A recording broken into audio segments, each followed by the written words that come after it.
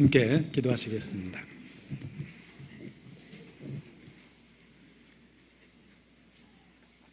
살아계시며 역사하시는 거룩하신 아버지 하나님, 우리가 죄인 되었을 때 먼저 사랑해 주시고 예수 그리스도 안에서 우리를 하나님의 자녀로 받아주심을 진심으로 감사를 드립니다. 또 우리를 고아처럼 버려두지 않고 양육하시며 오늘까지 보존하여 주신 것도 더욱 주님께 감사 찬양을 드립니다. 이 시간 주의 은혜를 힘입어 하나님 앞과 그리스도 예수 안에서 저희가 함께 모였습니다. 우리 각 사람 형편을 살펴주시고 마땅히 깨달아야 될 말씀으로 친히 가르치시며 중심의 변화를 주시기를 주님 앞에 더욱 기도합니다. 각색의 병든 자를 예수께서 고치셨습니다.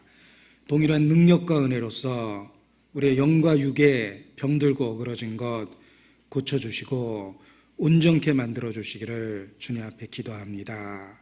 우리 각 사람 의의 도구가 되고 의의 일꾼이 돼서 이 시대에 충성되고 지혜로운 종이 될 수 있도록 주관하여 주시옵소서.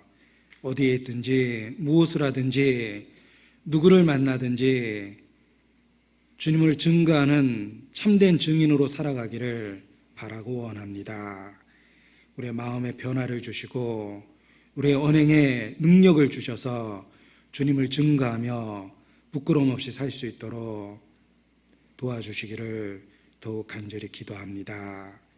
우리를 통해 초대교회의 놀라운 역사를 이루어 주시고 이 마지막 때에 더 많은 영혼이 구원받을 수 있도록 주관하시며 도와주시기를 주님께 기도합니다.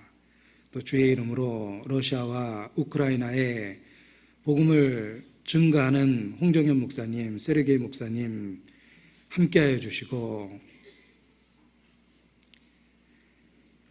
귀한 전도의 문을 열어주시기를 주님 앞에 이 시간 같은 마음으로 기도합니다.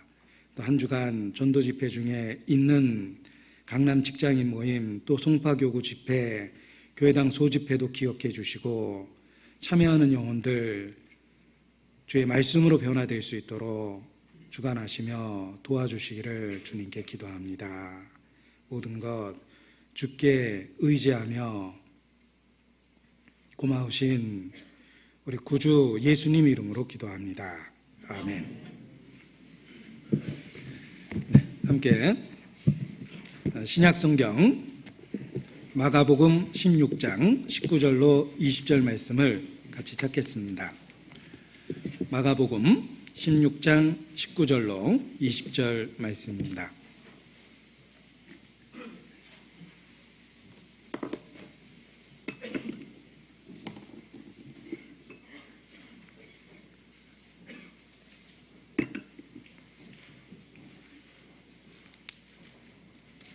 네, 19절로 20절 말씀 찾으셨으면 함께 읽겠습니다. 주 예수께서 말씀을 마치신 후에 하늘로 올리우사 하나님 우편에 앉으시니라. 제자들이 나가 두루 전파할새 주께서 함께 역사하사 그 따르는 표적으로 말씀을 확실히 증거하시니라. 예수님 생애를 기록한 사복음서는 동일하게 그리스도의 부활의 소식을 전하며 끝을 내고 있습니다. 예수님 생애의 가장 중요한 사건은 그의 죽음과 부활이라고 말할 수 있습니다. 예수께서 천상의 많은 교훈을 가르쳐 주셨고 또 병자를 고치시고 때로 죽은 자를 살리기도 하셨습니다. 또한 오병이어의 기적을 보여주시고 또 자연을 지배하는 능력도 보여주셨습니다. 그러나 만일 그리스도가 죽고 부활하지 않았다면 사실 우리와 아무런 관련도 없고 의미도 없습니다. 그리스도께서 죽고 부활하심으로 말미암아 우리의 주와 구세주가 되셨고 우리와 관계와 사귐을 갖게 되었습니다. 예수께서 오신 목적도 보라 하나님의 어린 양이로다 라는 선포처럼 죽음을 전제로 희생양으로 이 땅에 오셨습니다. 그리고 부활하심을 통해서 구속의 사역을 완성하셨습니다. 예수님 생애를 기록한 이 사복음서는 그리스도의 죽음과 부활을 중심으로 기록했고 마지막을 그리스도의 부활로 장식하고 있습니다. 이것이 그리스도가 이 땅에서 오셔서 이루신 가장 놀라운 일이기 때문에 그렇습니다. 다른 사람의 생애는 죽음으로 끝이 납니다. 그가 어떠한 삶을 살았든 분명한 것은 죽음이 그 삶의 끝이요 결론입니다. 그러나 예수 그리스도는 부활하셨으며 지금도 살아계시다라고 말할 수 있습니다. 그리스도의 부활은 초대교회의 복음의 핵심적 메시지이기도 했습니다. 너희가 죽인 그 예수가 살아났다. 이것이 사도들이 전한 초대교회의 복음의 핵심적 메시지이기도 합니다. 그리스도께서 부활하셨기 때문에 우리와 관계를 갖고 사귐을 가질 수 있습니다. 그리스도의 부활은 그리스도께서 스스로 가르치시고 선포하신 것처럼 그가 하나님의 아들이시며 우리의 주와 구세주가 되었음을 하나님께서 직접적으로 선포하신 것이라고 말할 수 있습니다. 그리스도께서 살아나셨다라는 성경 기록을 비교하고 분석해 보면 하나님께서 그를 살리셨다라는 수동적 표현으로 더 많이 기록되어 있습니다. 이 부활의 사건은 하나님께서 예수 그리스도의 가르침과 주장이 하나님 자신으로부터 왔다라는 것을 입증하신 사건입니다. 예수님을 믿는 가장 확실한 증거 중에 하나가 그의 부활하심이라고 말할 수 있습니다. 그래서 성경도 다시 살리신 것으로 모든 사람에게 믿을 만한 확실한 증거를 주셨다라고 표현하고 있습니다. 그리스도를 다시 살리신 것은 예수님의 그 놀라운 가르침, 그 주장이 하나님 자신으로부터 왔다는 것을 승인하고 선포한 것이라고 말할 수 있습니다. 예수님은 자신을 하나님의 아들이라 선포했고 자신이 주와 구세주 되었음을 여러 가지 방법으로 가르치시고 주장하셨습니다. 그러한 가르침과 주장이 하나님 자신의 것이라는 것이 그리스도의 부활을 통해서 외적으로 증거됐다고 말할 수 있습니다. 뿐만 아니라 그 예수 그리스도의 부활하심이 우리 모든 사람과 관련이 있음을 성경은 가르쳐주고 있습니다. 예수는 우리 범죄함을 위하여 내어줌이 되고 우리를 의롭다 하시기 위하여 살아나셨느니라 라고 성경은 말합니다. 그리스도의 부활은 우리의 의로움을 공적으로 선포한 사건이라고 말할 수 있습니다. 하나님 앞에 우리가 의롭게 되었음을 그 부활하심을 통해서 선포하고 확증하셨습니다. 그리스도의 승리에 대한 선언이 부활에 대한 소식이라고 말할 수 있습니다. 성경 최고의 반전입니다. 그리스도께서 십자가에 죽으셨지만 하나님께서 그를 다시 살리셨습니다. 그래서 그가 하나님의 아들이심과 구세주임을 선포하고 우리를 완전하게 구속하셨음을 그 부활을 통해서 우리에게 분명하게 알려주셨다라고 말할 수 있습니다. 예수님을 믿는 우리의 믿음의 근거가 그의 부활하심에 있다라는 것을 다시 한번 생각해 볼 필요가 있습니다. 스스로 대단한 사람인 것처럼 주장했던 이단의 교주들이 있습니다. 그러나 그들의 마지막은 죽음입니다. 역사 속에서 수십 명, 수백 명이 있었습니다. 대한민국에 37명의 자칭 구세주가 있다라는 통계처럼 역사 속에서도 수백 명, 수천 명이 있었습니다. 그러나 그들의 마지막은 다 죽음입니다. 그리고 그들의 시체는 부패되어졌습니다. 그들의 가르침이 거짓이라는 것을 분명하게 나타내는 것이라고 말할 수 있습니다. 그러나 예수님은 부활하심으로 자신의 가르침이 하나님 자신으로부터 왔다라는 것을 선포하고 입증한 것이라고 말할 수 있습니다. 아직도 혹 죽은 교주를 따라다니는, 그를 믿고 다시 올 것을 기다리는 몇몇의 추종자들이 있습니다. 그러나 성경은 그리스도는 썩지 않는다라고 선포되어 있습니다. 그들의 썩어가는 시체는 그들의 가르침이 부패되어 있고 잘못되어 있다는 것을 나타냅니다. 그럼에도 불구하고 아직도 죽은 교주를 기다리고 있는 사람은 어리석음에 어리석음을 더하는 것이라고 말할 수 있습니다. 우리가 믿는 주 예수께서 부활하셨습니다. 그리고 성경은 그 예수께서 산채로 승천했다라고 우리에게 가르쳐주고 계십니다. 마가복음 16장 19절입니다. 주 예수께서 말씀을 마치신 후에 하늘로 올리우사 하나님 우편에 앉으시니라. 예수께서 하늘에 올리우사 하나님 우편에 앉으셨습니다. 하나님 우편이라는 말을 장소적 개념으로 생각하면 우리 마음에 혼란이 일어납니다. 그러나 하나님 우편이라는 표현이 장소적 개념이라기보다는 예수께서 존귀와 위엄을 얻으셨다, 권능과 영광을 얻은 위치를 말한다라고 생각할 때 우리 마음에 혼란이 없어집니다.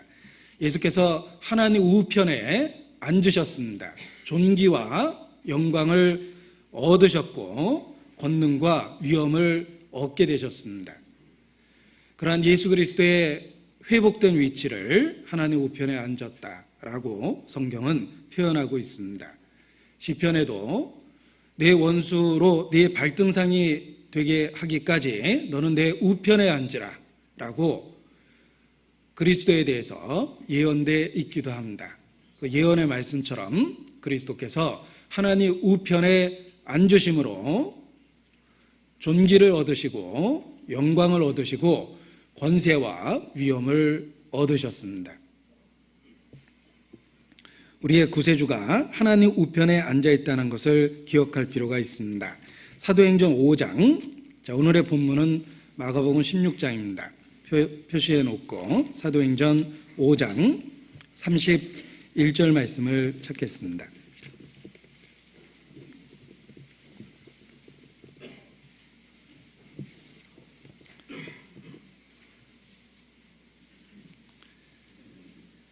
사도행전 5장 31절입니다.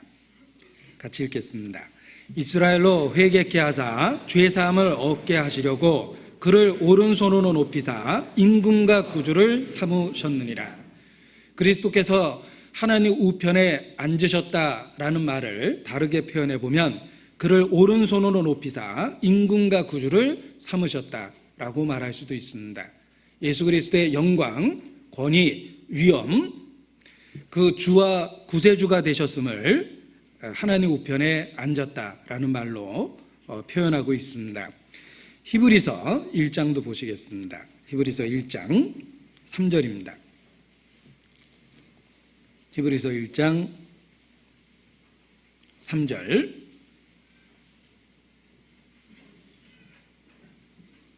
같이 읽겠습니다. 이는 하나님의 영광의 광채시여 그 본체의 형상이시라. 그의 능력의 말씀으로 만물을 붙드시며 죄를 정결케 하는 일을 하시고 높은 곳에 계신 위엄의 우편에 앉으셨느니라. 예수께서 높은 곳에 계신 위엄의 우편에 앉으셨다라고 표현함으로 예수 그리스도의 위엄과 권위를 우리에게 알려주고 계십니다. 베드로 전서 3장 22절도 보겠습니다. 베드로 전서 3장 22절입니다.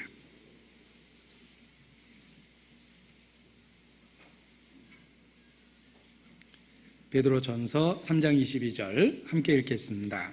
저는 하늘에 오르사 하나님 우편에 계시니 천사들과 권세들과 능력들이 저에게 순복하느니라. 천사들과 권세들과 능력들이 순복할 수밖에 없는 위치를 얻게 되셨습니다. 그것이 하나님 우편입니다. 예수 그리스도께서 존귀케 되고 권세를 얻고 위엄을 되찾고 영광을 얻게 됐다라는 것을 이와 같이 하나님 우편에 앉으셨다라는 말로 성경은 설명하고 있습니다. 자, 예수 그리스도께서 지금 현재 어디에 계실까? 하나님 우편에 앉아 계십니다. 2000년 전 유대 땅에 계셨던 그 예수님, 지금 이 시대에 현재 어디에 계실까? 예수님의 현 주소는 하나님 우편입니다. 하나님 우편에 앉아 계심으로 만왕의 왕이 되셨고 권세를 얻으셨고 위엄을 되찾으셨고 가장 높이 존귀케 되셨다, 이렇게 말할 수 있습니다. 예수께서 하나님 우편에 앉으셨다라는 것은 우리와 직접적인 관련이 있습니다. 예수께서 하나님 우편에 앉아 계신다는 현재의 그 위치가 우리와 어떤 관계가 있는지 몇 가지를 먼저 생각해 보고자 합니다. 첫 번째, 우리는 믿음으로 말미암아 그리스도와 함께 하나님 우편에 앉게 되었습니다. 이것이 우리가 믿음을 통해서 얻게 된 우리의 위치요, 우리의 신분이라고 말할 수 있습니다. 우리도 그리스도와 함께 하나님 우편에 앉게 되었습니다. 우리가 믿음을 통해서 얻게 된 우리의 위치요, 신분입니다. 예수 그리스도께서 하나님 우편에 앉으셨다는 말은 우리가 얻은 위치와 신분을 의미합니다. 믿음으로 우리는 그리스도와 일체가 되며 우리는 믿음을 통해서 그리스도와 연합되며 그리스도와 동일시됩니다. 예수께서 죽으셨을 때 우리도 함께 죽었습니다. 예수께서 부활하셨을 때 우리도 함께 부활했습니다. 예수께서 하늘에 오르사 하나님 우편에 앉으실 때 우리도 함께 앉았습니다. 그 예수께서 다시 오실 때 우리도 영광 중에 함께 나타나게 됩니다. 우리는 믿음을 통해서 그리스도와 연합했으며 동일시되고 있으며 그와 함께 묶여 있다는 것을 기억해 보십시오. 그리스도께서 하나님 우편에 앉으셨다는 말은 곧 우리가 얻은 위치와 신분이라고 말할 수 있습니다. 우리를 존귀케 하셨습니다. 우리에게 위엄을 주셨습니다. 영광을 주셨습니다. 권위를 주셨습니다. 그리스도께서 현재 있는 그 위치가 우리가 믿음을 통해서 얻게 된 우리의 위치요 신분이라고 말할 때 우리는 그 영광스러움을 깨달을 수 있습니다.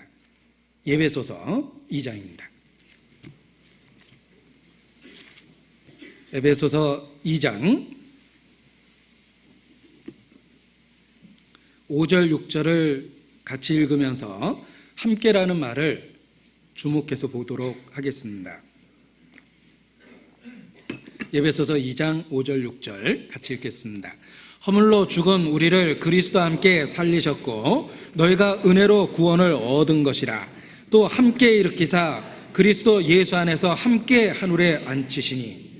자, 함께라는 말이 3번 반복됐습니다.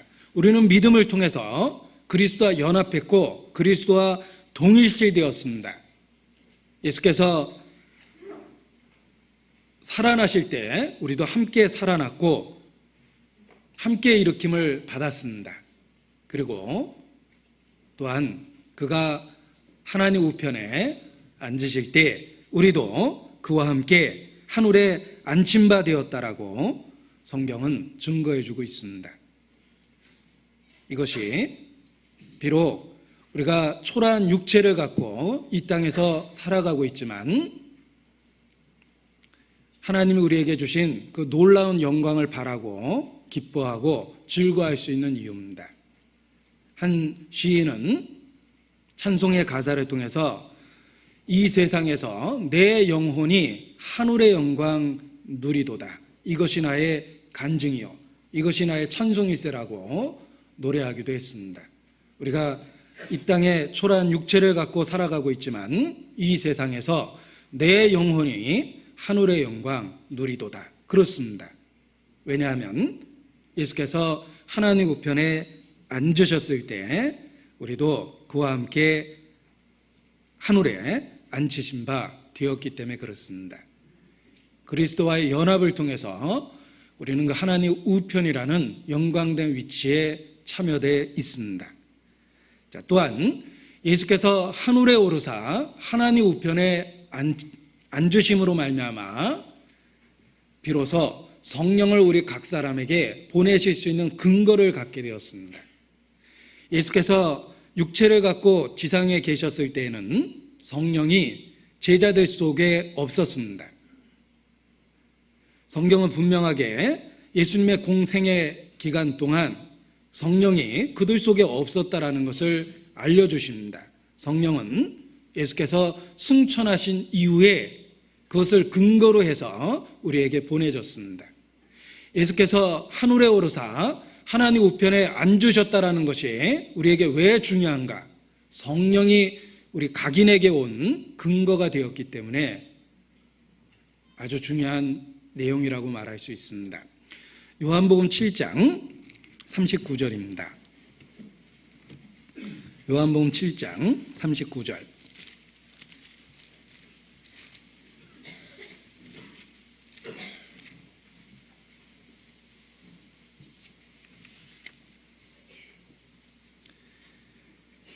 이는 그를 믿는 자에 받을 성령을 가리켜 말씀하신 것이라. 자, 공생의 기간 중에는 성령이 아직 그들에게 없었습니다. 미래형으로 말씀하실 수밖에 없었습니다. 예수께서 아직 영광을 받지 못하신 고로 성령이 아직 저희에게 계시지 아니하시더라. 자, 그리스도께서 영광을 받으신 이후에 비로소 성령이 오셨다는 것을 분명하게 일깨워주고 있습니다. 예수께서 하늘에 오르사 하나님 우편에 앉아 계시기 때문에 우리 각인에게 성령을 보내주실 수 있었다는 것입니다. 요한복음 16장 7절입니다.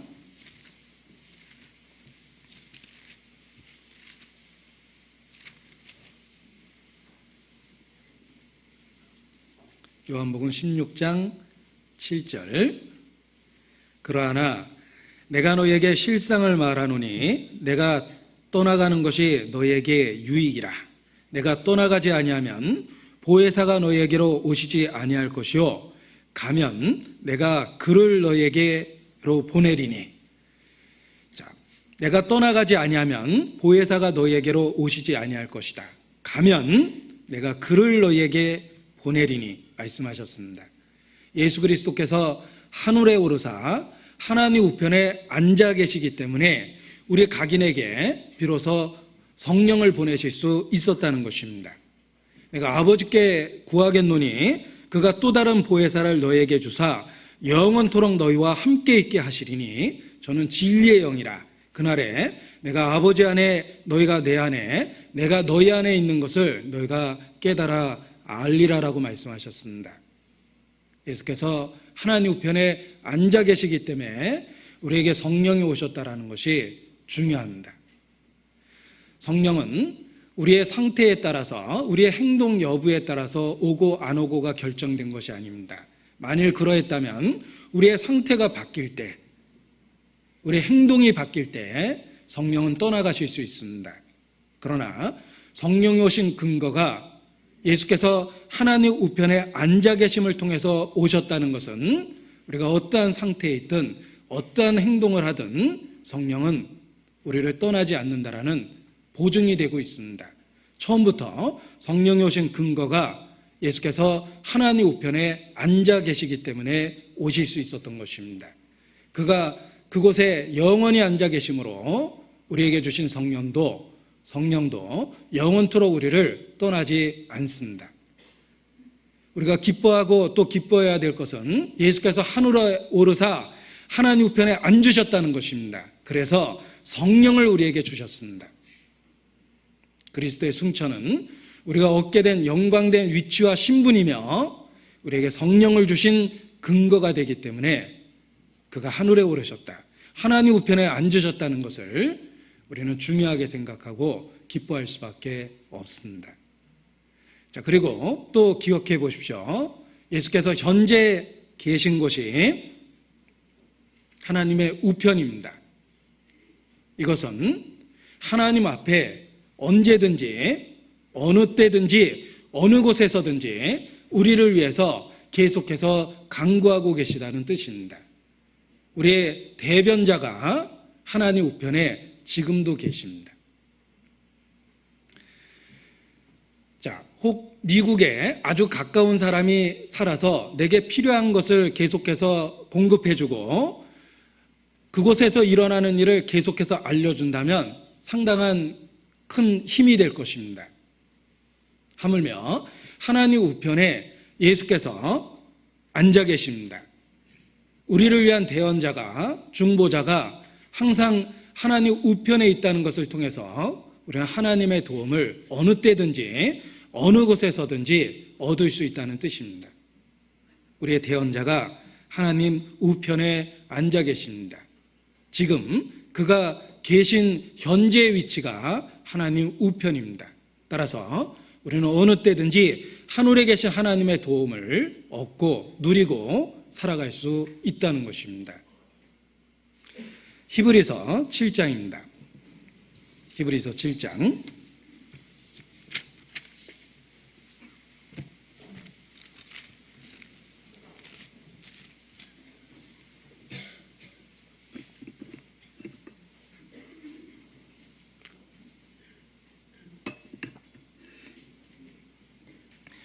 히브리서 7장 25절 같이 읽겠습니다. 그러므로 자기를 힘입어 하나님께 나아가는 자들을 온전히 구원하실 수 있으니 이는 그가 항상 살아서 저희를 위하여 간구하심이니라. 어디에서? 하나님 우편에서 지금 그러합니다. 따라서 우리가 어느 때든지 하나님의 도움을 항상 입을 수 있습니다. 자기를 힘입어 하나님께 나아가는 자들을 온전히 구원하실 수 있으십니다. 왜냐하면 그가 지금도 하나님 우편에서 항상 살아서 저희를 위하여 간구하고 계시기 때문입니다. 히브리서 4장 14절입니다.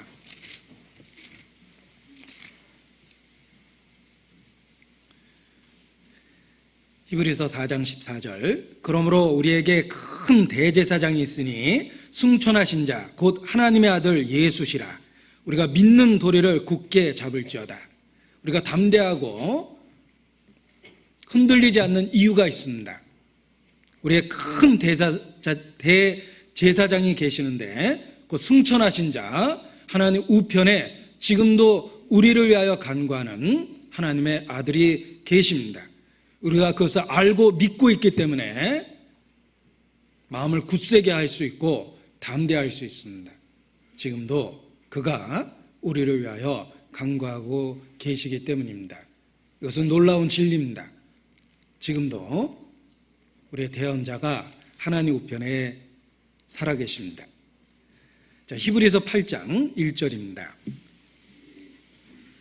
히브리서 8장 1절. 이제 하는 말에 중요한 것은, 자, 우리는 어리석게도 중요한 것을 중요하다고 깨닫지 못할 때가 있습니다. 우리는 어리석고 미련하고 육신적이기 때문에 영적인 진리 중에 아주 중요한 진리를 미처 깨닫지 못할 때가 있습니다. 그래서 아둔한 우리에게 이것은 정말 중요하다는 것을 일깨워주고 계십니다. 이제 하는 말에 중요한 것이 있다. 하나님이 중요하다 그러면 정말 중요한 겁니다. 이제 하는 말에 중요한 것이 있다. 이러한 대제사장이 우리에게 있는 것이라. 그가 하늘에서 위엄의 보좌 우편에 앉으셨으니 이건 정말 중요한 겁니다. 우리의 대제사장, 우리의 중보자 되신 예수께서 하나님 우편에 앉아 계십니다.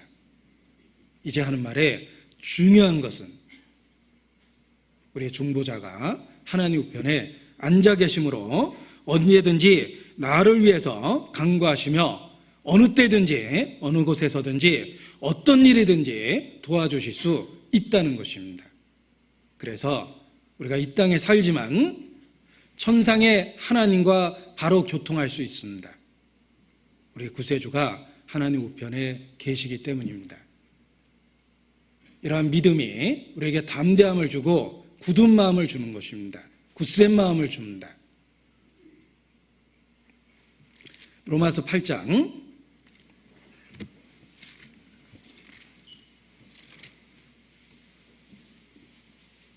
로마서 8장 34절입니다.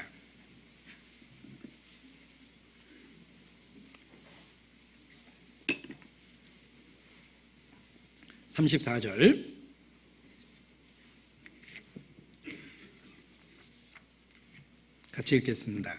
누가 정죄하리요? 죽으실 뿐 아니라 다시 살아나신 이는 그리스도 예수시니 그는 하나님 우편에 계신 자요 우리를 위하여 간구하시는 자시니라. 자, 바울은 담대하게 누가 정죄하겠는가?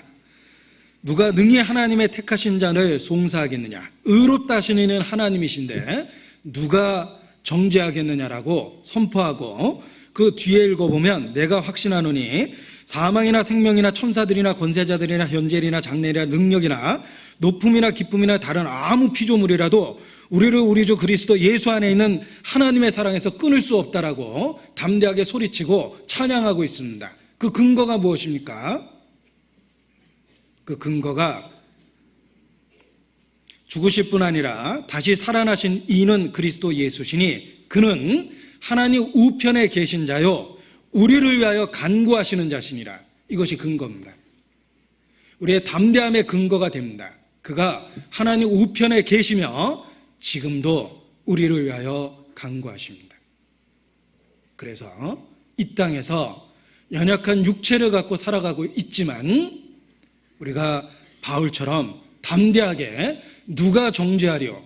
누가 송사하리요? 라고 외칠 수도 있고 우리가 그리스도의 사랑에 확신을 갖고 사망이나 생명이나 천사들이나 그 어떤 피조물이나 그 어떤 일도 그리스도의 사랑에서 우리를 결코 끊을 수 없다라고 우리도 외칠 수 있습니다. 예수께서 하나님 우편에 앉아 계시며 지금도 살아서 우리를 위하여 친히 간구하고 계시기 때문입니다. 그리스도께서 하늘에 오르사 하나님 우편에 앉아 계시느니라.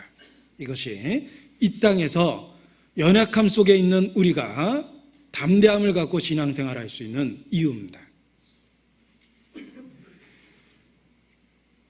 우리는 연약하고 죄성이 아직 우리 속에 있고 유혹을 받기도 하고 흔들리기도 하고 뒤뚱거리기도 하고 넘어지기도 하고 침륜에 빠지기도 합니다. 그러나 그럼에도 불구하고 담대할 수 있습니다. 그가 하나님 우편에 앉아 계십니다. 지금도 살아서 항상 우리를 위하여 간구하시고 있기 때문에 이러한 사실을 굳게 붙들고 우리는 어떤 상황이든지 담대할 수 있습니다. 예수께서 하나님 우편에 앉아 계십니다. 요한일서 2장입니다.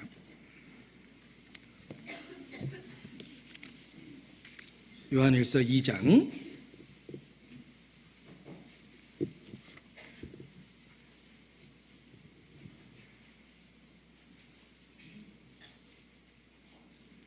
1절 나의 자녀들아 내가 이것을 너희에게 쓰면 너희로 죄를 범치 않게 하려 함이니라. 하나님의 뜻은 거룩입니다. 내가 거룩하니 너희도 거룩하라. 하나님의 자녀답게 마땅히 구별되어 있어야 될 것을 우리에게 명령하십니다. 너희는 저에게로부터 나와서 따로 있으라. 나는 너희에게 아버지가 되고 너희는 내게 자녀가 되리라. 우리에게 구별된 삶을 요구하십니다. 그러나 우리가 연약하다는 것 하나님은 잘 아십니다. 그 연약함에 대한 대책을 세우셨습니다.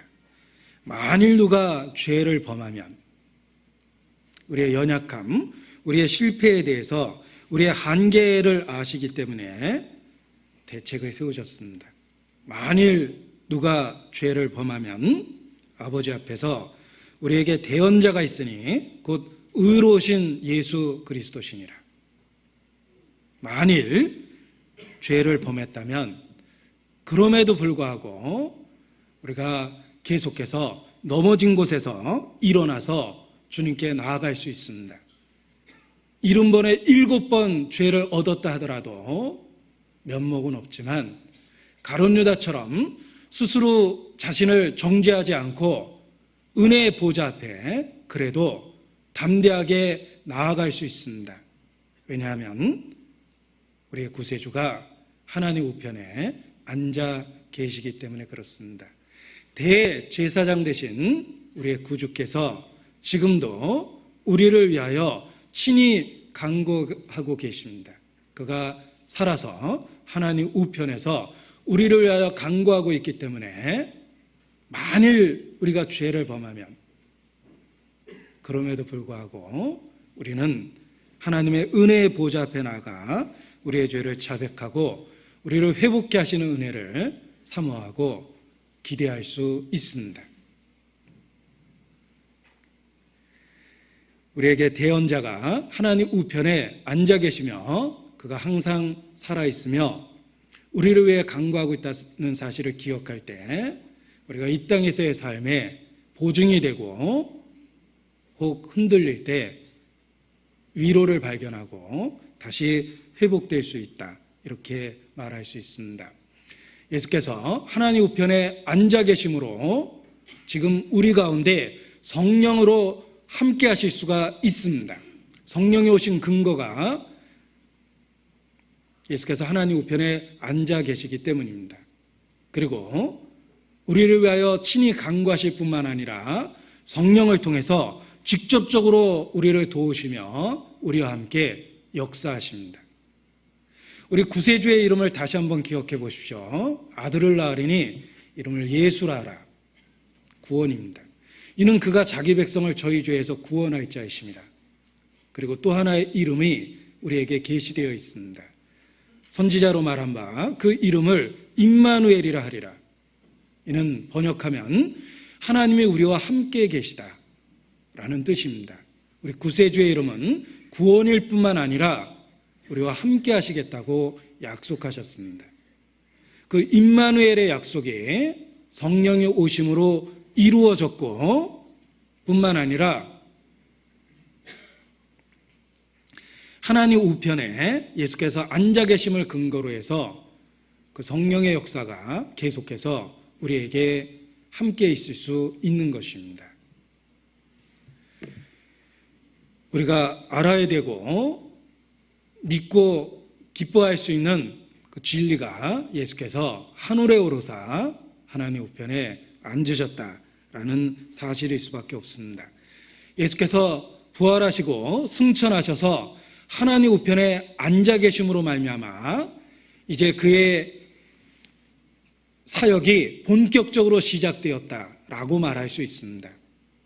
예수께서 육체를 갖고 구속의 사역을 완성했고 그것을 땅끝까지 전하시며 실제로 구원받는 사람을 일으키는 그 본격적인 구원의 역사가 예수께서 하나님 우편에 앉으심으로 말미암아 본격적으로 시작되었고 지금도 계속되고 있다, 이렇게 말할 수 있습니다. 예수께서 하나님 우편에 앉아 계시기 때문에 이제는 그의 몸된 교회를 통해서 실제로 각 영혼을 구원하시는 역사를 본격적으로 하고 계십니다. 오늘 본문으로 택했던 마가복음 16장을 다시 한번 보시기 바랍니다. 19절, 주 예수께서 말씀을 마치신 후에 하늘로 올리우사 하나님 우편에 앉으시니라. 하나님 우편에 앉으심으로 20절의 역사가 시작된 것입니다. 지금도 계속되고 있습니다. 제자들이 나가 두루 전파할새 주께서 함께 역사하사 그 따르는 표적으로 말씀을 확실히 증거하시니라. 이 20절의 역사가 그때로부터 시작되었고 2000년 동안 계속되었고 지금도 우리 가운데 계속되고 있다, 이렇게 말할 수 있습니다. 예수께서 하나님 우편에 앉으심으로 말미암아 이제 그의 몸된 교회를 통해서 실제로 각 영혼이 구원받는 그 사역에 함께 하시며 주관하시며 모든 것을 인도하고 계십니다. 주께서 함께 역사하사, 이 구절이 2000년 전에 사도들에게만 해당되는 것이 아닙니다. 예수께서 여전히 살아계시며 하나님 우편에 앉아 계시기 때문에 성령을 통해서 현재 우리와 함께 계속해서 역사하고 계시다는 것입니다. 자, 이러한 진리를 발견하고 재확인할 때 우리는 어느 곳에 있든지 무엇을 하든지 하나님 앞에 담대함을 얻을 수 있습니다. 주께서 함께 역사하십니다. 지금도 그렇습니다. 사도행전 14장입니다. 사도행전 14장 3절.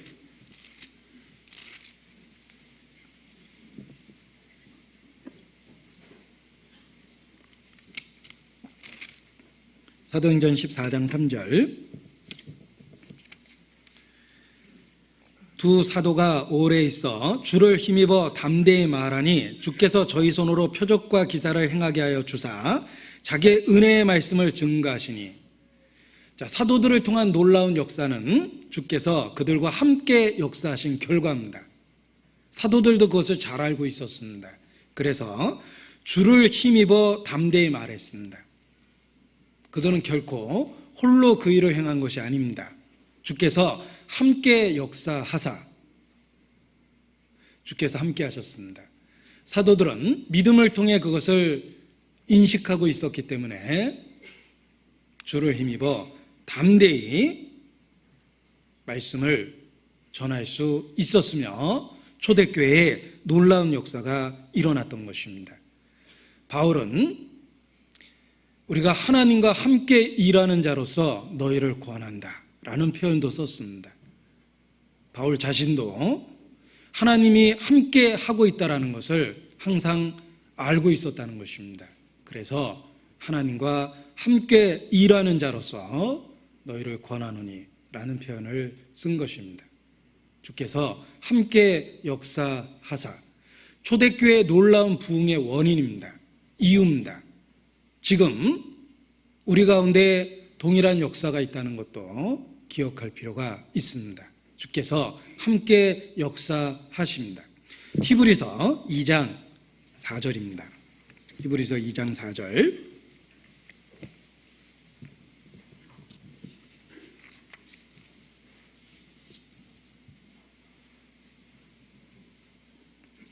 같이 읽죠. 하나님도 표적들과 기사들과 여러 가지 능력과 및 자기의 뜻을 따라 성령에 나눠주신 것으로서 저희와 함께 증거하셨느니라. 하나님도 저희와 함께 증거하셨습니다. 초대교회만 그러하셨습니까? 아닙니다. 보라, 세상 끝날까지 내가 너희와 항상 함께하리라. 어떻게 가능합니까? 하나님 우편에 지금도 앉아 계시기 때문에 성령을 통해서 현재 우리와 함께 역사하실 수 있다는 것입니다. 이 히브리서 2장 4절의 말씀은 2000년 기독교 역사 속에서 계속되었습니다.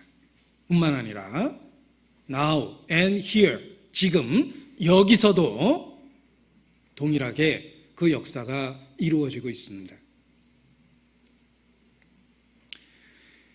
제가 책에다 짧은 표를 이렇게 많이 써놓습니다. 기억하기 위해서, 상기하기 위해서입니다. 그 중에 하나가 God is now here입니다. 하나님이 지금 여기 계시다. Now and here, 지금 여기, 항상 여기 계시며 지금 함께 하십니다. 초대교회만 그러했던 것이 절대 아닙니다. 하나님께서도 저희와 함께 증거하셨습니다. 하나님 우편에 예수께서 앉으심으로 말미암아 우리가 영원토록 함께 역사하실 수 있는 근거가 되신 것입니다. 주께서 함께 역사하셨다. 그 예증이 사도행전 자체라고 말할 수 있습니다. 사도행전은 28장까지 있습니다. 그리고 끝난 것이 아닙니다. 그 역사는 계속되었다라고 말할 수 있는데 결국은 주께서 함께 역사하셨다라는 구체적 예증이 사도행전 기록이라고 말할 수 있습니다. 그리고 지금도 동일한 복음을 믿고 주의 이름을 부르는 자들에게 그 동일한 역사가 일어나고 있습니다. 사도행전의 역사는 계속된다라고 말할 수 있습니다. 주께서 함께 역사하십니다. 그 예증을 사도행전을 통해서 얼마든지 볼 수 있고 now and here, 지금 여기서 우리 가운데서 일어나는 일들을 통해서도 주께서 함께 역사하셨다는 것을 분명하게 우리는 믿음의 눈으로 볼 수 있습니다. 사도행전을 읽어보십시오. 오순절날 성령을 부어주시는 것도 예수님 자신이십니다.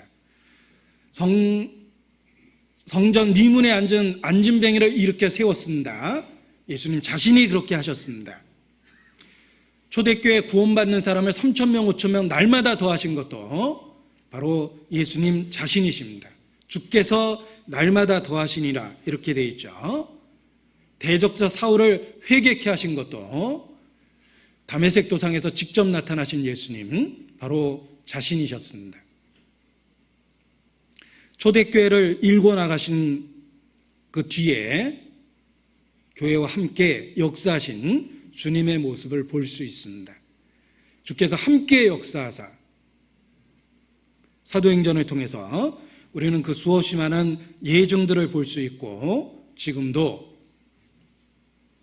동일한 복음을 믿고 있는 우리에게 주께서 함께 역사하고 있다는 것을 우리는 믿을 수 있습니다.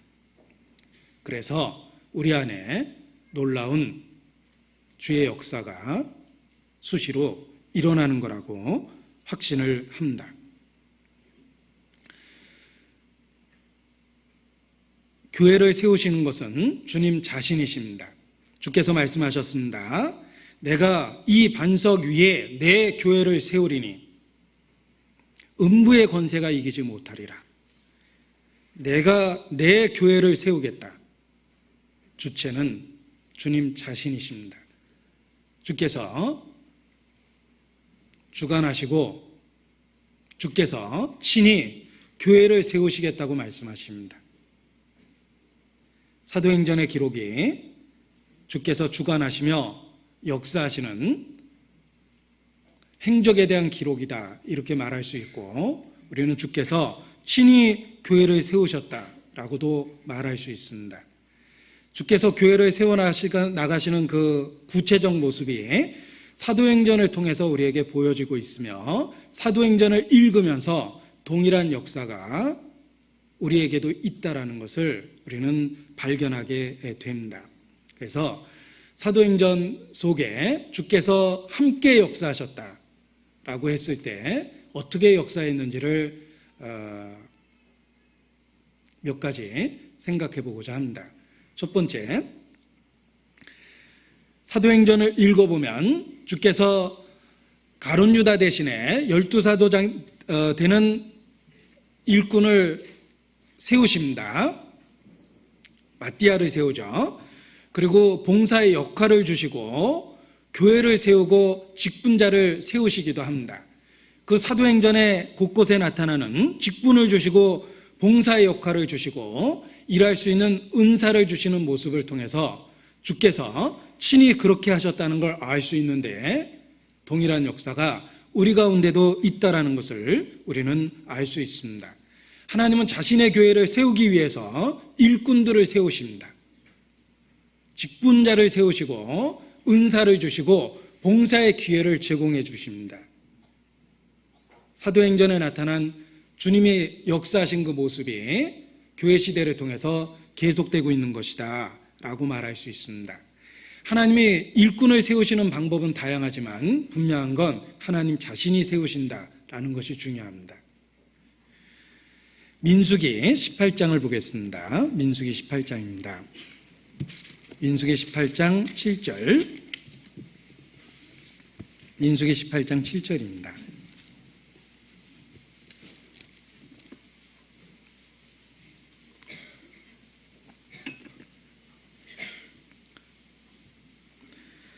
너와 내 아들들은 18장 7절 너와 내 아들들은 단과 장 안의 모든 일에 대하여 제사장의 직분을 지켜 섬기라.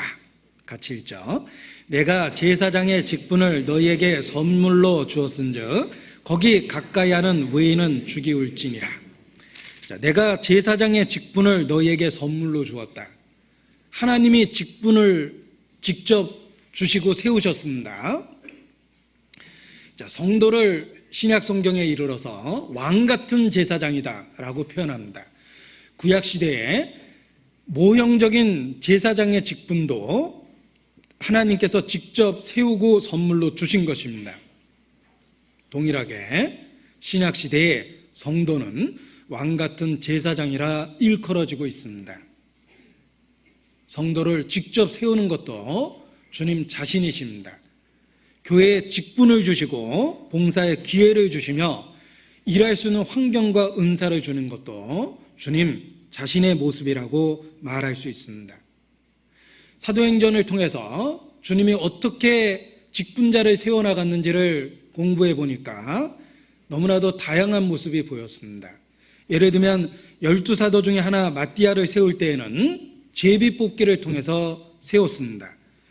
그리고 안디옥 교회에서 최초의 선교사로 바울과 바나바를 세웠을 때는 성령께서 직접 부르시기도 하셨습니다.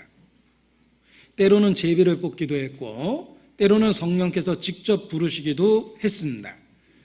또 예루살렘 교회에 7 집사를 세울 때는 사람들의 추천을 받아서 7 집사를 세우기도 했습니다. 또 디모데라는 일꾼을 세울 때는 먼저 일꾼된 바울을 통해서 디모데를 동역자로 부르기도 합니다. 먼저 일꾼된 자를 통해서 지명해서 부르기도 했습니다. 바울이 낙심해서 길리기아 닷소에 가서 침체해 있었습니다. 그를 안디옥으로 불러온 사람은 바나바입니다. 바나바를 통해서 바울을 안디옥 교회 일꾼으로 세워주기도 하십니다. 또한 브리스길라와 아굴라라는 동역자를 바울이 만난 상황은 정치적 상황이었습니다. 자, 그 상황만 찾아보겠습니다. 사도행전 18장입니다. 사도행전 18장 1절. 바울은 평생의 동역자 브리스길라와 아굴라를 고린도에서 만나게 됩니다. 어떻게 만났나 보죠. 이후에 바울이 아덴을 떠나 고린도에 이르러 아굴라라는 본도에서 난 유대인 하나를 만나니 글라우디오가 모든 유대인들을 명하여 로마에서 떠나라 한 고로 그가 그 아내 브리스길라와 함께 이달리아로부터 새로 온지라 바울이 그들에게 감해 업이 같으므로 함께 거하여 일을 하니 그 업은 장막을 만드는 것이더라. 자, 바울의 평생의 힘이 되었던 동역자 브리스길라와 아굴라 가정이 있습니다. 어떻게 그 가정을 만나게 됐냐면 처음에는 정치적 상황입니다. 로마 황제 글라우디오가 유대인을 로마에서 떠나라라는 정치적인 어떤 명령을 했습니다. 그 상황 때문에 할 수 없이 고린도로 올 수밖에 없었고 또 그가 평생에 배운 직업이 장막 만드는 일이었습니다. 그것을 계기로 바울을 만나게 되고 바울의 평생의 동역자가 됩니다. 브리스길라 아굴라와 바울이 만난 그 계기는 정치적 상황이라고 말할 수 있습니다. 하나님의 교회를 세우기 위해서 직분을 주시고 봉사의 기회를 주셨는데 그 부르시는 방법이 너무나도 다양했다라는 것을 기억해 보십시오. 꼭 성령을 통해서 직접 이름을 부르신 경우가 아니라 제비를 뽑거나 사람의 추천을 받거나 먼저 일꾼된 자의 판단에 의해서 지명해서 부르거나 또는 정치적 상황까지도 이용하셨다는 것입니다. 지금도 그렇습니다. 우리가 여러 가지 방법으로 교회의 직분을 얻게 되며 일꾼이 되며 봉사의 기회를 갖게 됩니다. 그 속에 주께서 함께 역사하사라는 말이 그대로 적용됩니다. 주의 뜻대로 우리가 일꾼으로 세워진 바 되었고 주의 뜻대로 봉사의 기회를 갖게 되었다라는 것을 기억할 필요가 있습니다. 작은 직분이라도 그것이 주와 관련된 일이기 때문에 가치 있고 의미 있는 일입니다. 자, 예를 들면 음식을 만든다. 그런 직업을 갖고 있는 사람은 수도 없이 많을 것입니다. 그런데 똑같은 음식을 만들어도 대통령 청와대 주방에서 대통령 먹는 음식을 차리고 있다라고 얘기했을 때는 같은 직업이지만 중요성이나 가치가 달라 보입니다. 마찬가지입니다. 우리가 하고 있는 일은 하나님과 관련된 일이며 더욱더 놀라운 것은 그 일을 주께서 우리에게 주셨다는 것입니다. 그것을 깨달을 때 우리에게 있는 작은 직분도 소중히 여기며 숨겨진 일도 기쁨으로 적극적으로 하게 되어 있습니다. 역대상 9장입니다.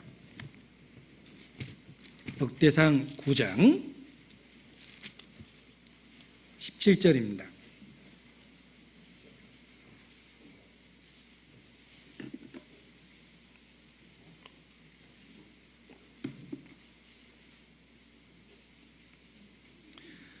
문지기는 살름과 악국과 달몬과 아히만과 그 형제들이니 살름은 그 두목이라. 22절 택함을 입어 문지기 된 자가 모두 212이니. 성경은 그들에 대한 구체적인 기록을 하고 있습니다. 왜? 문지기라도 하나님과 관련된 일이기 때문에 참으로 중요하다고 하나님의 그 중요성을 일깨워 주신 겁니다. 우리가 교회 내에서 하고 있는 크고 작은 봉사와 직분은 주님과 관련되어 있기 때문에 주께서 친히 주신 선물과 같은 직분이기 때문에 소중히 여길 수밖에 없습니다. 그래서 시편의 기자도 악인의 장막의 거함보다 내 하나님의 문지기로 있는 것이 좋사오니 라고 노래하게 됩니다. 교회에서 주어진 모든 직분의 소중함을 일깨울 필요가 있습니다. 우리 가운데 역사하시는 이는 주님 자신이십니다. 주께서 우리 가운데 봉사할 기회를 주고 있다라는 걸 생각할 때 우리가 그 중요성을 깨닫고 충성을 다하고 그리고 열성을 다해서 참여할 수 있게 됩니다. 고라의 죄가 무엇입니까? 고라는 성막에서 섬기는 일을 했음에도 불구하고 그 일을 지극히 작은 것으로 여겼다는 데서 죄가 출발한 것입니다.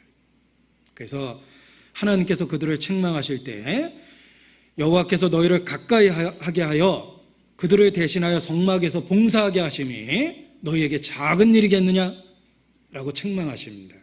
결코 작은 일이 아닌데 그들은 작게 여겼습니다. 그래서 큰 죄를 짓게 된 겁니다. 우리가 교회에서 주어진 직분, 참여하는 크고 작은 봉사가 우리와 함께 하시는 주의 역사, 주님이 이루시는 일이라는 걸 분명하게 알게 될 때 소중히 여기고 충성될 수 있다라고 말할 수 있습니다. 그리고 사도행전을 읽어보면 교회가 점점 커지고 전도돼 가는 과정을 볼 수 있습니다. 처음에 마가의 다락방에 120여 명 정도가 모여 있었다라고 말합니다. 오순절날 그들이 성령을 받았습니다.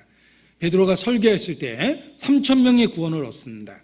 그리고 성경은 날마다 구원 얻는 사람을 더하셨다라고 기록하고 있습니다. 눈덩이 불듯이 구원 얻는 사람이 늘어나 남자만 5,000이 되었더라라는 구절로 표현되기도 합니다. 또 남녀의 큰 무리가 구원을 받아 그 수에 더해졌다라는 표현도 있고 심지어 허다한 제사장의 무리도 구원을 받았다라는 그런 말들도 사도행전에 연속적으로 기록되어 있습니다. 그 구원을 받는 그 역사 그 뒤에 주께서 함께 역사하사라는 우리는 원인을 볼 수가 있습니다. 초대교회 부흥의 원인이 무엇입니까? 주께서 주관하시며 주께서 함께 역사하셨다는 것입니다. 사도들도 그것을 잘 인식하고 있었기 때문에 고백합니다. 사도행전 11절 이렇게 말합니다. 사도행전 11장 21절입니다.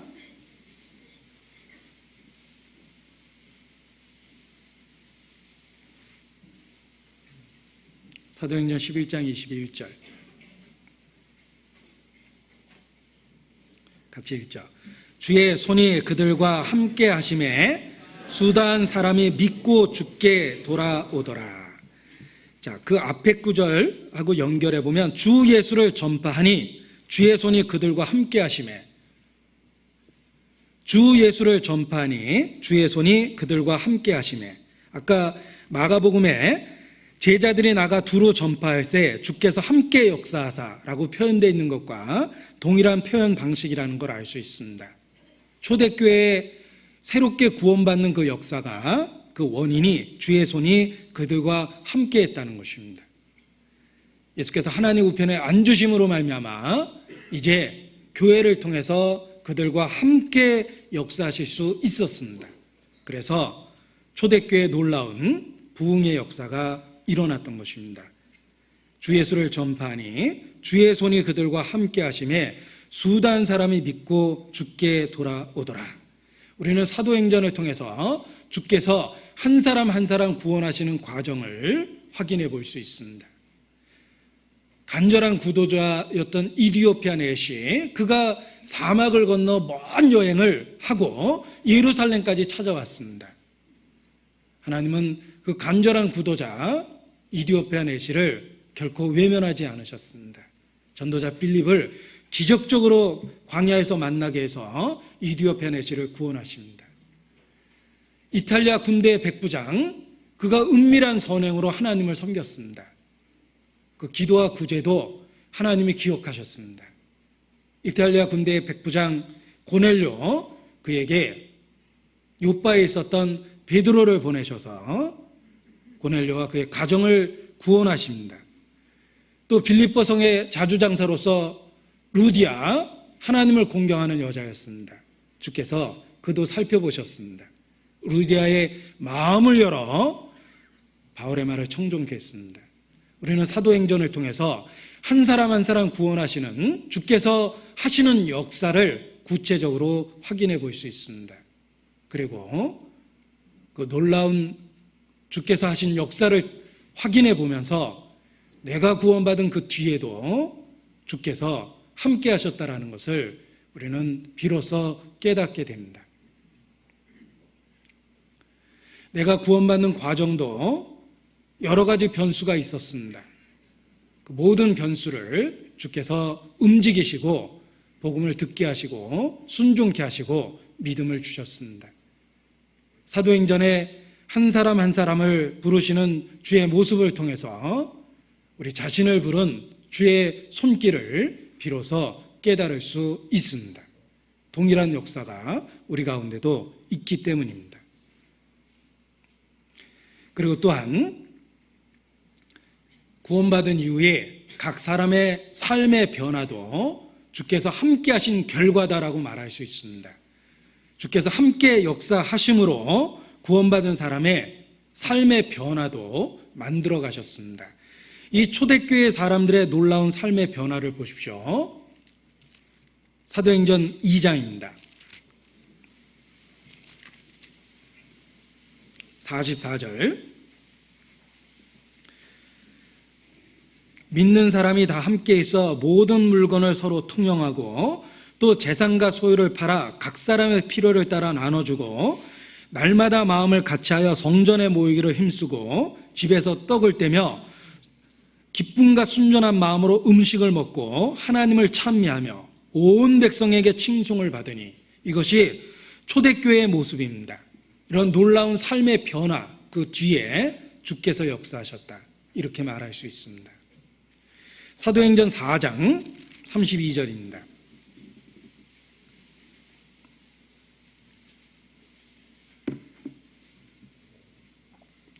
4장 32절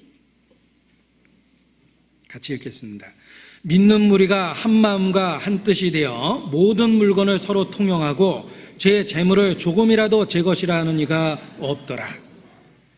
자, 초대교회에 개인적인 놀라운 실제적인 삶의 변화가 있었습니다.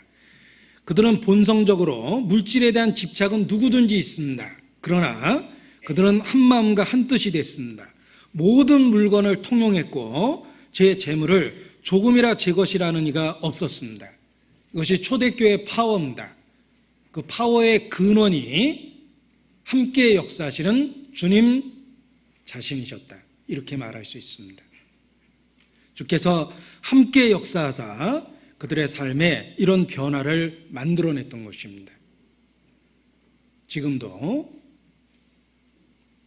구원 얻은 모든 사람들의 마음속에 주께서 동일하게 역사하십니다. 삶의 변화를 만들어냅니다. 바울이 사울된 것만 변화가 아닙니다. 우리는 다메섹의 사건처럼 극적인 그런 사건은 없습니다. 그러나 분명한 건 우리는 사울 못지않은 죄인입니다. 회방자의 핍박자의 폭행자입니다. 그런데 동일한 변화를 주께서 우리 심령의 역사하사 만들어 가십니다. 그러한 변화를 통해서 우리는 주님이 우리와 함께 하셨고 살아계시다는 고백을 하게 됩니다. 자, 우리 개인에게 준 변화를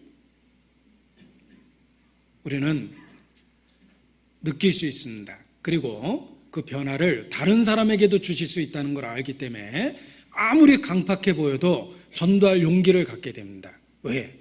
그 사람의 강팍한 모습이 결국은 구원 얻기 전에 나의 모습이기도 했습니다. 그런데 주님은 그 사람을 틀림없이 변화시킬 수 있다라는 믿음을 갖게 됩니다. 왜? 내 마음에도 변화를 만드셨기 때문입니다. 그런 마음이 전도할 때 용기를 불러주는 겁니다. 자, 택시 운전을 하는 한 형제님이 계셨습니다. 어느 날 손님을 태웠는데 가사 입은 중입니다. 그런데 늘 그러했듯이 전도를 했습니다. 그리고 중이 반응을 보이니까 바로 택시를 교회 쪽으로 방향을 돌리셨습니다. 가사 입은 중을 교회에 데려오셨습니다. 제가 그 앞에 앉았습니다. 저는 불행하게도 그 형제님만한 믿음은 없었습니다. 중을 데려오면 어떡하냐. 큰 벽을 마주대한 것처럼 느껴졌습니다. 그런데 제가 큰 감동을 받은 것은 그 형제님의 믿음이었습니다. 사실 제가 열차를 타고 이렇게 여행할 때 전도를 하다 보면 이제 열차를 자주 타게 되는데 옆자리에 누가 앉을까? 자리에 앉게 되면 조금 설레임과 궁금함이 있습니다. 혹 말이라도 한번 건네볼까라는 생각을 하게 됩니다. 그런데 어떨 때 중이 앉은 적이 있습니다. 저는 바로 포기하고 수면 모드로 전환했습니다. 그런데 이 택시 운전하는 형제님이 진짜 가사 입은 중을 데리고 오니까 제가 그 앞에서 너무 부끄럽기도 했고 그 형제님의 믿음에 대한 진짜 그 존경하는 마음이 들었습니다. 근데 형제님이 그렇게 가사 입은 중을 교회로 데려올 수 있었던 용기는 하나님은 나도 변화시켰다. 나 같은 놈도 변화시켰는데 가사 입은 중도 하나님이 하시면 한다라는 믿음이 있었던 겁니다. 그렇습니다. 잘 생각해 보면 우리가 죄인 중에 괴수라고 우리 자신에 대해서 철저하게 깨달을 때 고백하게 됩니다.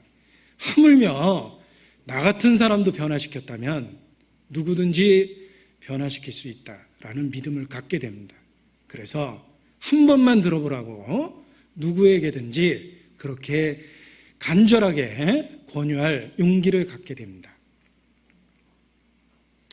나도 변화시켰는데 하물며 사람이 얼마나 완고하고 악하고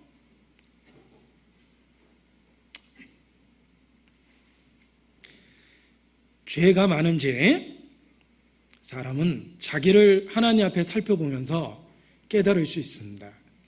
내가 내 자신을 통해서 발견한 죄가 100이라면 다른 사람을 관찰해서 알 수 있는 죄는 10도 안 될 겁니다. 하물며 나도 변화시켰다면 누구든지 주께서 하실 수 있다. 그렇게 믿을 수 있습니다. 바울도 그 사실을 알았습니다. 그래서 자기에게 먼저 은혜를 주신 것이다. 어떤 죄인이든지 구원받을 수 있다는 걸 알려주시기 위해서 회방자의 핍박자의 폭행자였던 자기 자신을 구원했다고 바울도 고백합니다. 하나님 앞에서 우리의 본성적 상태를 한번 살펴보십시오. 누구든지 구원할 수 있다라는 하나님의 능력을 깨닫게 됩니다. 그래서 담대하게 안 될 것 같지만 완고해 보이는 사람 앞에서도 말씀 들어보자고 그렇게 간절하게 권고하게 됩니다.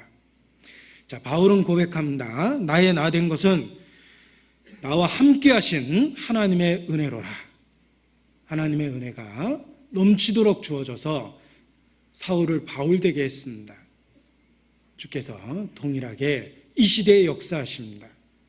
그래서 담대함을 갖고 그가 어떤 종교적 배경이 있든지 말씀 들어보시라고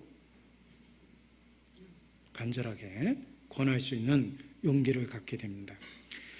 자, 주께서 하나님 우편에 앉아 계십니다. 그래서 교회와 함께 역사하실 수 있습니다. 사도행전을 읽어보면 함께 역사하시는 주께서 고난과 핍박 중에 있었던 그들을 담대하게 하시며 위로하시며 능히 견딜 수 있게 만들어 주셨습니다.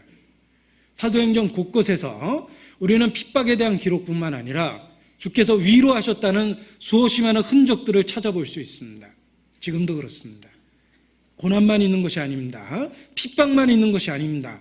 그와 동일하게 넘치는 위로가 우리에게 주어져 있습니다. 바울도 고난이 있다면 주의 넘치는 위로가 있다라고 분명하게 일깨웠습니다. 그렇습니다. 남다른 고난이 있습니까? 남다른 핍박이 있습니까? 다른 사람 받지 못한 위로도 있고 더 넘치도록 주시는 은혜도 있고 능력도 있습니다. 주께서 함께 역사하사 핍박 중에도 담대하게 하시며 능히 견디게 하셨습니다. 지금도 그렇습니다. 여전히 하나님 우편에 살아계시기 때문에 고난과 핍박 중에 있는 자를 위로하시며 능히 견디게 만들어 주십니다. 때로 순교의 역사를 읽어보면서 그들은 정말 대단했다라는 생각을 하게 됩니다. 그런데 의외로 순교자들은 말합니다. 우리가 당신들과 다른 믿음이 있다라고 생각하지 마십시오. 우리도 지극히 평범했지만 하나님이 넘치는 위로와 능력을 주셨습니다. 그래서 순교할 수 있었습니다. 여러분, 그것이 순교자들의 동일한 고백입니다. 평범한 성도가 그 끔찍한 고난의 현장에서 신앙을 지켰습니다. 왜? 고난이 넘칠 만큼 위로도 넘쳤기 때문입니다. 우리에게 특별한 고난을 허락하신다면 특별한 은혜를 기대해도 좋습니다. 왜? 지금도 하나님 우편에 앉아 계시며 우리를 위하여 간구하시며 주께서 함께 역사하시고 있기 때문입니다. 고난이 특별하게 주어진다면 위로도 특별하게 주어진다. 그래서 불확실한 미래에 대해서도 우리가 담대할 수 있는 것입니다. 초등학교 아이에게 용돈을 주는 부모와 대학교 다니는 아이에게 용돈을 주는 부모의 모습을 비교해 보십시오. 액수가 달라집니다. 초등학교 아이가 써야 될 금액하고 대학교 다니는 아이가 써야 될 금액하고 다르다는 걸 부모가 더 잘 압니다. 마찬가지입니다. 우리의 신앙 수준이 초등학생 수준이라면 딱 거기에 맞게 위로와 능력을 주십니다. 그러나 고난의 순간이 우리에게 다가온다면 틀림없이 은혜를 배가시키고 능력을 배가시키며 위로도 배가시키실 겁니다. 사도행전을 통해서 주께서 함께 역사하셨다, 고난 중에 위로하셨다, 수없이 많은 예증을 확인할 수 있고 지금도 그러하다고 우리는 고백할 수 있습니다. 사도행전에 주께서 주신 위로가 때로는 너무나 평범한 방법이었습니다. 예를 들면 바울을 죽이려 했을 때 바울의 조카가 음모를 듣고 미리 알려줍니다. 그래서 로마의 군대를 통해서 바울을 보호하죠. 얼핏 보면 하나님의 손길이라고 깨달을 수 없을 수도 있습니다. 천사가 알려준 게 아니기 때문입니다. 천군 천사를 통해 보호한 것이 아니기 때문에 그렇습니다. 그러나 그 평범한 방법도 하나님이 바울을 보호하신 방법이라는 걸 기억해 보십시오. 하필이면 왜 조카가 그때 거기에 있었고 그 음모를 들었겠습니까? 그리고 로마 총부장의 마음을 움직여서 군대를 동원해서 바울을 지켜주려고 했던 것입니다. 평범한 방법이지만 주께서 함께 역사하셨다 말할 수 있습니다. 지금도 그렇습니다. 우리의 일상은 특별하게 내세울 것이 없는 평범한 일상입니다. 믿음의 눈을 갖고 한번 바라보십시오. 우리가 어떻게 유혹이 많고 죄가 많은 이 세상에서 신앙을 지키고 지금까지 주의 이름을 보존하고 진리를 일깨우며 감동받을 수 있습니까? 주님 안에서 살겠다고 그렇게 결심할 수 있습니까? 주께서 함께 역사하셨습니다. 그 역사하신 방법이 평범하기 때문에 우리가 미처 깨닫지 못할 때도 있습니다. 그러나 분명한 건 하나님 우편에 앉아 계신 주께서 지금도 함께 역사하심으로 우리를 보존하고 지켜내고 있다는 것입니다. 일상 속에 그 평범한 방법 속에 주의 손길이 있다는 것도 깨달을 필요가 있습니다. 주께서 함께 하십니다. 그리고 사도행전을 읽어보면 주께서 함께 하셨다는 증거 중에 또 하나입니다. 교회의 증거를 실시하시며 교회를 계속해서 깨끗하게 유지해 나가십니다. 아나니아 삽비라의 죄를 드러내고 그들을 죽이셨습니다. 모든 세대에 경고로 삼으셨습니다. 아나니아 삽비라의 죄를 드러낸 것도 주께서 함께 하신다는 증거입니다. 마술사 시몬이 돈을 들여 성령의 은사를 사고자 했을 때 그 중심의 간악함을 파악하게 하시고 베드로를 통해 엄하게 책망하십니다. 주께서 그렇게 하신 것입니다. 교회의 증거를 실시하시고 교회를 깨끗게 유지하셨습니다. 너희가 모세의 법대로 율법을 행하지 아니하면 결단코 구원 얻을 수 없다라고 잘못된 가르침이 초대교회에 전해졌을 때 예루살렘 공회의를 통해서 믿음으로만 구원받는다는 진리를 다시 한번 확인시켜 주었습니다. 주께서 함께 역사하셨기 때문에 교회의 징벌을 실시하시고 잘못된 교리가 들어오지 못하도록 막아주신 것입니다. 지금도 그렇습니다. 우리가 여러 가지 위기를 극복하고 교회가 유지되고 초대교회에 전했던 그 복음을 지금도 전하고 있는 그 이유가 주께서 함께 역사하시며 교회의 징벌을 실시하고 있기 때문에 우리가 그 진리를 붙잡고 지금도 그 진리를 전하고 있는 것입니다. 주께서 지금도 우리와 함께 역사하고 계십니다.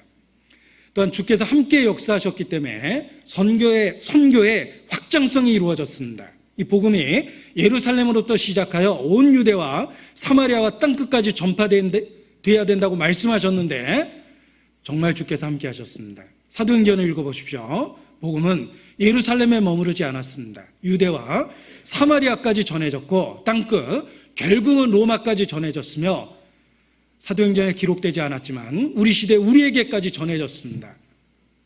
주께서 함께 역사하셨기 때문입니다. 약속대로 선교의 확장성이 이루어진 것 속에 주께서 함께 하셨다라는 거 우리는 확증할 수 있습니다. 지금도 주께서 우리와 함께 역사하시고 있다는 증거가 있습니다. 복음이 우리에게만 머물러 있지 않습니다. 고인물처럼 썩어가고 있지 않습니다. 우리가 현상을 유지하기 위해서 아둥바둥하고 있지 않습니다. 우리는 끊임없이 확장해가고 있습니다. 주께서 함께 역사하심입니다.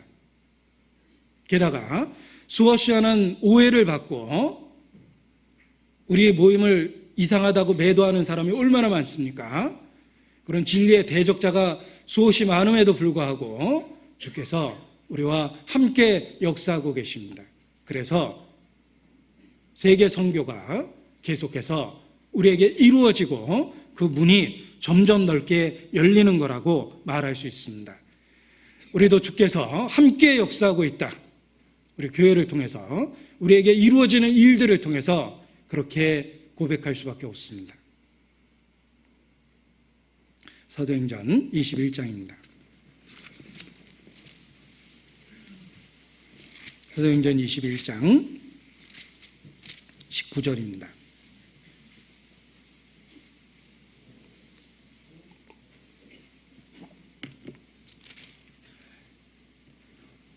같이 읽죠. 바울이 문안하고 하나님이 자기의 봉사로 말미암아 이방 가운데서 하신 일을 낱낱이 고하니. 자, 바울은 자신의 삶 속에 하나님이 하셨다라는 거 알았습니다. 자기가 한 일을 낱낱이 고한 게 아니죠. 하나님이 하신 일입니다. 하나님이 자기 봉사로 말미암아 이방 가운데서 하신 일, 하나님이 하신 일을 예루살렘 교회에 와서 보고했던 것입니다. 전해주었던 것입니다. 바울은 자신의 사역이 하나님이 역사하신 결과라는 것을 잘 알고 있었습니다. 우리도 마찬가지예요. 우리가 하나님께 계속 쓰임이 되기 위해서 우리 가운데 행하시는 이가 하나님 자신이라는 거 기억할 필요가 있습니다. 예수께서 하나님 우편에 앉아 계시기 때문에 위엄과 권세와 영광을 얻고 존귀케 되셨습니다. 이제 하나님 우편에 앉아 계심으로 말미암아 성령을 통해서 이 시대에 그의 몸된 교회와 함께 역사하고 계십니다. 우리가 믿고 있는 구세주는 살아계십니다. 지금도 살아계시며 우리 가운데 함께 역사하고 계십니다.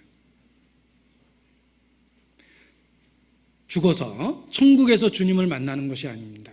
지금도 살아계신 주님을 교회 역사를 통해서 우리의 삶의 현장에서 믿음의 눈을 갖고 수없이 발견할 수 있다는 것입니다. 저는 사복음서를 읽을 때 제자들의 예수님께 직접 말씀을 듣고 예수님과 함께 생활하는 것이 너무나 부럽고, 정말 그 시대의 제자들은 너무 좋았다 라는 생각을 수도 없이 했습니다. 어느 날 분명하게 일깨워 주셨습니다. 지금도 함께 하십니다. 차이가 있다면 제자들은 예수님의 음성을 귀로 듣고 눈으로 보고 손으로 만진 것뿐입니다. 보이지 않는다는 것, 주님은 보이지 않지만 우리와 함께 계시다는 동일한 진리가 우리에게 주어졌음을 어느 날 깨달았습니다. 단지 보이지 않을 뿐입니다. 주께서 우리 가운데 함께 하십니다. 사도행전에 일어난 놀라운 역사가 우리에게도 동일하게 일어나고 있기 때문입니다. 우리의 마음에 변화를 주십니다. 주님 안에서 살고자 하는 의지를 일으키십니다. 열정을 일으키십니다. 흔들리고 넘어진 그곳에서 좌절하고 자빠지는 게 아니라 다시 일어날 수 있도록 주님께서 세워주십니다. 70번에 7번 죄를 범한 그 부끄러운 현장에서도 주께서 버리지 않으셨습니다. 여전히 주께서 우리와 함께 계시는구나, 살아계시는구나, 보라, 세상 끝날까지 내가 너희와 항상 함께하리라 약속하신 그대로입니다. 보라, 마음의 눈을 열고 보면 주께서 우리 가운데 두루 역사하신다는 거 깨달을 수 있습니다. 우리는 과부가 아닙니다. 과부가 아니라는 말을 기억해 보십시오. 과부는 단지 남편과의 옛 추억만을 가지고 현재의 고단한 삶을 견뎌내야 되는 게 과부예요. 어렵죠. 힘들죠. 고통스럽죠. 현실은 외롭고 고통스러운데 자기에게 남겨진 건 과거의 추억뿐입니다. 그 과거의 파편적인 기억만을 갖고 외롭고 슬프게 눈물을 흘리며 살아가야 되는 게 과부입니다. 우리는 영적 과부가 아닙니다. 주님이 살아계십니다. 함께 하십니다. 결코 과부가 아닙니다. 지나간 예정 갖고 살라는 뜻이 아닙니다. 현재, now and here, 지금 여기서 우리 손을 잡고 위로하시고 고난의 현장에서 함께 하십니다. 주께서 살아계시기 때문입니다. 이제 하는 말의 중요한 것은 이러한 대제사장이 우리에게 살아계신 것이라. 하나님 우편에 살아계시죠? 우리가 그곳에 앉아 있습니다. 우리의 위치입니다. 우리의 신분입니다. 그래서 우리가 그 신분을 누리며 함께 하시는 주님을 깨닫고 기뻐할 수 있는 겁니다. 우리에게 어떤 미래가 있는지 우리는 전혀 모릅니다. 우리 개인의 삶 속에서도 알지 못하고 우리가 살고 있는 역사에 어떤 일이 있을지 우리는 모릅니다. 그러나 분명한 건 주께서 살아계시며 계속해서 함께 하시고 천성에 이를 때까지 우리를 버리지 않겠다고 약속해 주셨기 때문에 살아계신 주님 기억하면서 현재를 이길 수 있고 장래에 어떤 일이 일어날지 모르지만 내가 확신하노니 그 무엇이라도 우리를 사랑하시는 그 그리스도의 사랑, 우리 주 예수 그리스도 안에 있는 하나님의 사랑 안에서 우리를 결코 끊을 수 없다라고 우리도 바울처럼 그렇게 담대하게 고백하고 찬양할 수 있습니다. 디모데후서 2장 8절입니다. 디모데후서 2장 8절입니다.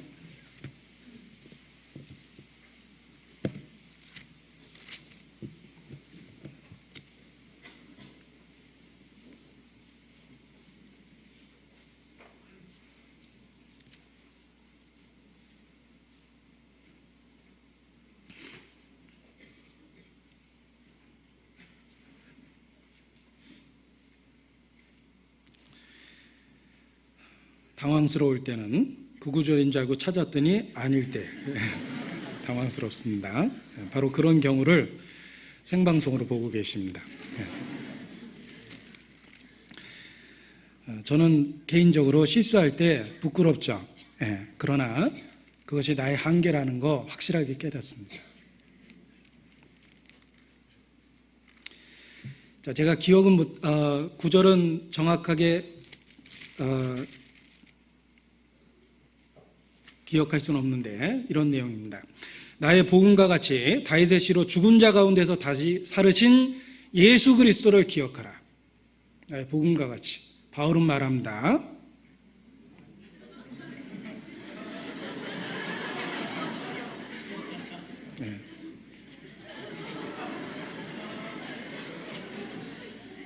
이것이 역시 저의 모습인 것 같습니다. 보고도 깨닫지 못하는,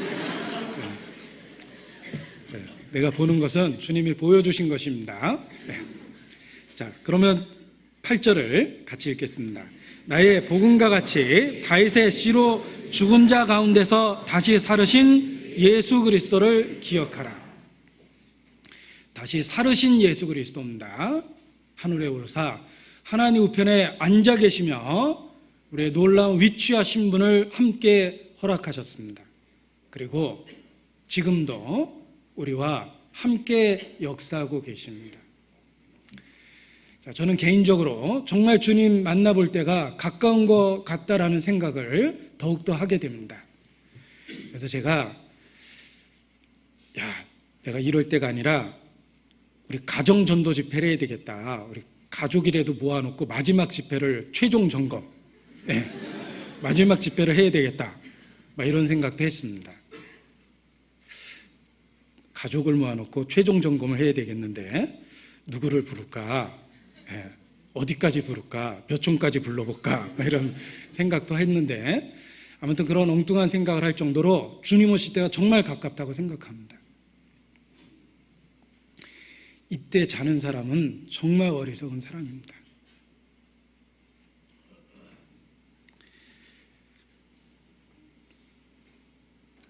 우리가 마음을 일깨우고 마지막 그 한 바퀴를 돌고 있다라는 생각을 갖고 우리에게 주어진 경주에 최선을 다해야 되겠다라는 생각을 더욱 하게 됩니다. 기도하시겠습니다. 아버지 하나님, 항상 살아계시며 우리의 연약한 가운데서도 우리를 붙잡아 주시고 우리를 통해 역사해 주시는 것 진심으로 감사를 드립니다. 결코 한 사람도 우리 중에 낙오되는 자가 없도록 지켜주시고 주의 몸된 교회를 통해서 한 사람 한 사람 붙잡아 주시기를 더욱 주님께 기도합니다. 이 시대에 충성되고 지혜로운 종이 되어 살다가 주님 영광 중에 점도 흠도 없이 만날 수 있도록 도와주시기를 주님께 기도합니다. 모든 것 주께 의지합니다. 고마우신 우리 구주 예수님 이름으로 기도합니다. 아멘. 교회 소식, 영상으로 준비한 교회 소식이 있습니다. 영상 같이 보시겠습니다.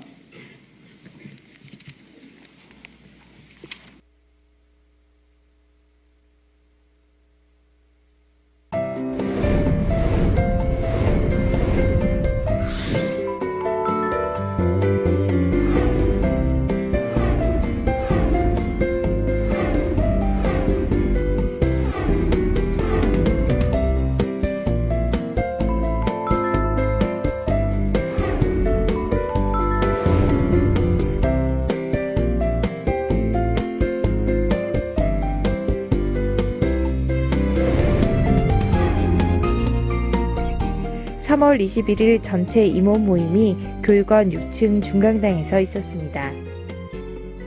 3월 22일부터 한 주간 교육원 6층 중강당에서 신용철 목사님의 인도로 중집회가 있었습니다.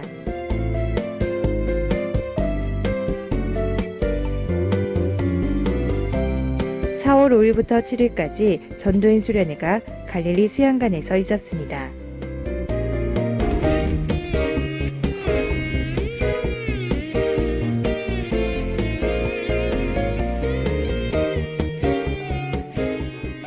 안녕하세요. 서울중앙교회 월간 소식입니다. 4월 7일부터 3박 4일간 공주 갈릴리 수양관에서는 춘계 수양회가 있었습니다. 따뜻한 봄바람이 물씬 풍기는 갈릴리 수양관에서의 천국잔치 소식 전해드립니다.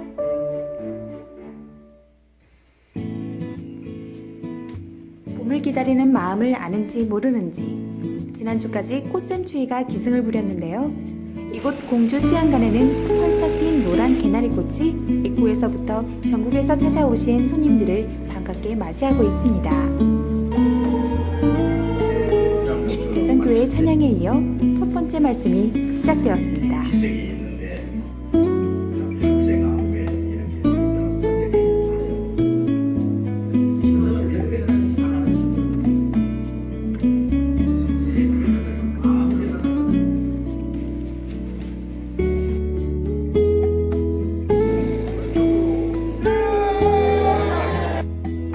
전국에서 모인 형제 자매님들의 교제하는 모습 속에서 봄꽃만큼이나 환한 미소를 볼 수 있었는데요. 지켜보는 가운데 우리가 그리스도의 한 지체임을 느낄 수 있었습니다.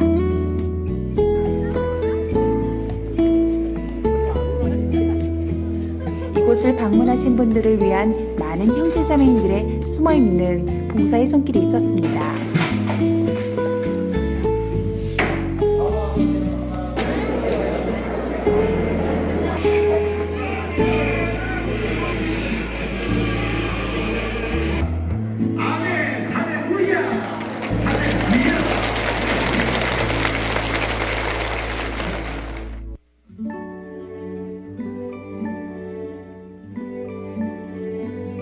저희 구원받으신 친할아버지고요.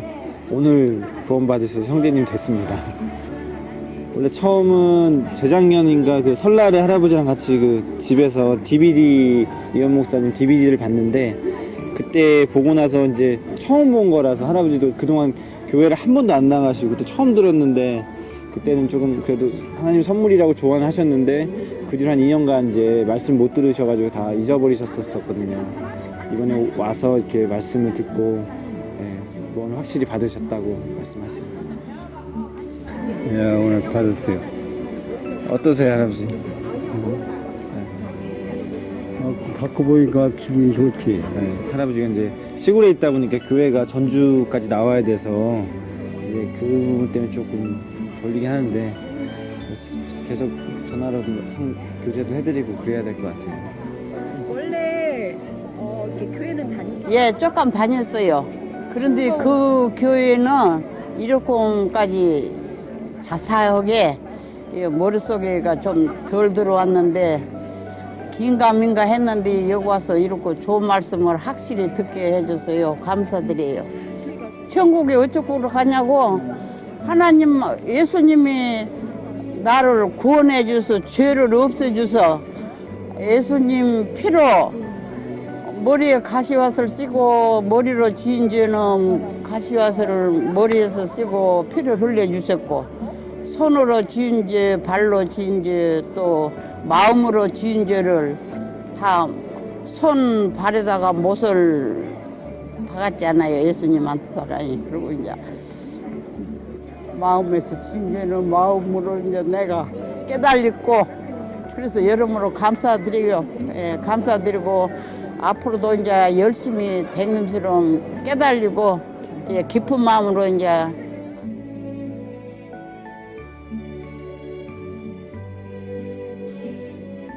어느새 춘계수양의 마지막 날이 되었습니다.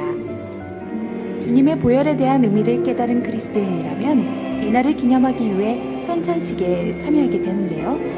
주님의 살과 피로써 우리가 주님의 피로 한 몸이 되어 한 한 형제 자매가 되었다는 것을 깨닫게 되는 귀한 시간입니다.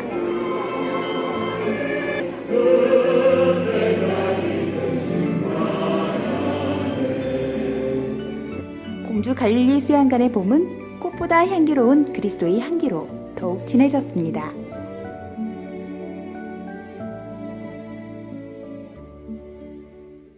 이번 시간은 세계 곳곳의 선교 소식을 들어보는 세계 선교는 지금 시간입니다.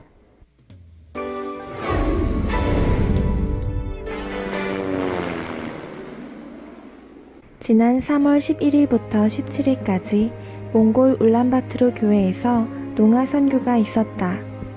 몽골 전역에는 6,000명의 농아인이 있고 그중 2,000명이 울란바토르에 거주한다. 이번 집회는 몽골의 농아인들을 전도하길 간절히 원하는 마음으로 농아인 성도님들께서 오랫동안 기도하며 직접 준비해온 집회였다. 집회는 한국어를 몽골어로, 몽골어를 다시 몽골 수화로 통역하며 진행되었다. 총 230명 정도가 참석하였고 시간이 지나갈수록 분위기는 더욱 진지해졌다. 죄와 지옥이 선포되었고 복음이 전해졌다. 말씀을 경청하는 가운데 230여 명의 농아인들은 주님의 피를 가슴으로 받아들였다. 얼굴은 환하게 밝아졌고 우리는 복음으로 하나가 되었다. 계속 말씀을 해달라고 요청하는 그들의 모습은 성령님이 베푸신 감동이었다. 앞으로 더욱 많은 영혼들이 돌아올 수 있도록 몽골의 농아 선교를 위해 많은 기도가 필요하다.